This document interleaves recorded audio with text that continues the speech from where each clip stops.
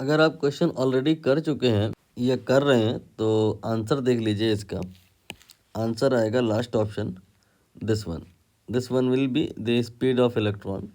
Electron के बारे में कह रहे हैं कि इसकी डी ब्रॉगली वेवलेंथ जो है वो 10⁻³ टाइम्स है compare to the wavelength of the photon. कौन से फोटोन की? जिसकी फ्रीक्वेंसी गिवन है।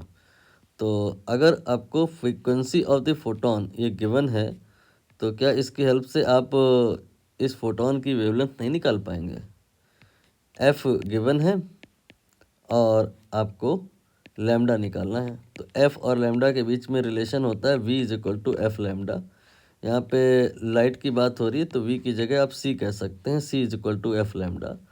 तो F की वैल्यू 6 × 10⁻14 रख दीजिए, मल्टीप्लाइड बाय लैम्डा। C होता है 3 × 10⁸। यहाँ से जो लैम्डा आएगा दैट विल बी 10⁻⁻6 / 2। ये है उस फोटोन की वेवलेंथ जिसकी एग्जामिनर बात कर रहा है। और इलेक्ट्रॉन की डी ब्रॉगली वेवलेंथ इसके बराबर है नहीं। इलेक्ट्रॉन की जो डी ब्रॉगली वेवलेंथ है वो इस वेवलेंथ की 10⁻³ टाइम्स है। तो लैम्डा ये हो गया pH, और लैम्डा जो इलेक्ट्रॉन है वो 10⁻³ डेट ऑफ लैम्डा pH। तो ये आ जाएगा 10⁻⁹/2। ये लैम्डा आ गया इलेक्ट्रॉन का।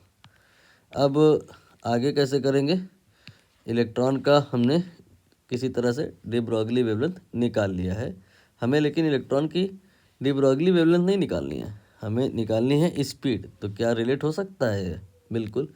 कोई भी के लिए हम जो लैम्डा लिखेंगे वो H/P लिखेंगे, और इलेक्ट्रॉन या किसी पार्टिकल की बात करें तो जो P होगा वो m × V के बराबर होगा। लैम्डा यहाँ हमें नोन है और m mass of electron known है, V ये निकालना है, H नोन है। सारी वैल्यूज पुट कर देंगे, आंसर आ जाएगा। लैम्डा कितना है? 10⁻⁹ / 2। Then H 6.63 × 10⁻⁻34। सब कुछ SI यूनिट में रख रहा हूँ मैं। M 9.1 × 10⁻31 mass of electron. Question में हालांकि दिया भी है, मल्टीप्लाइड बाय V।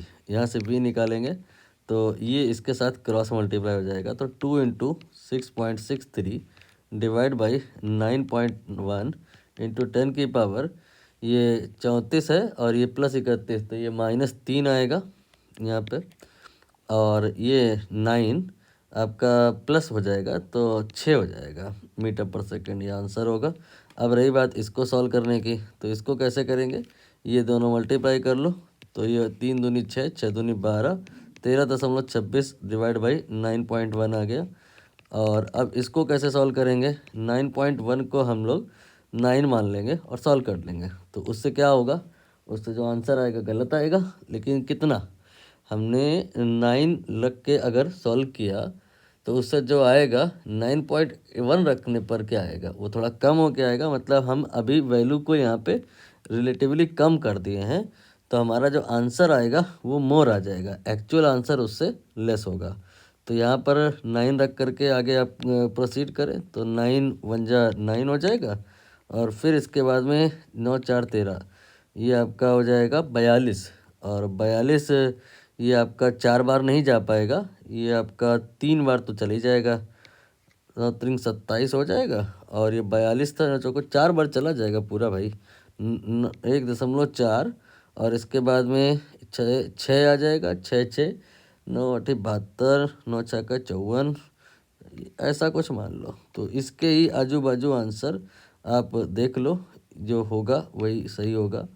ये आपका डी ऑप्शन सही हो जाएगा।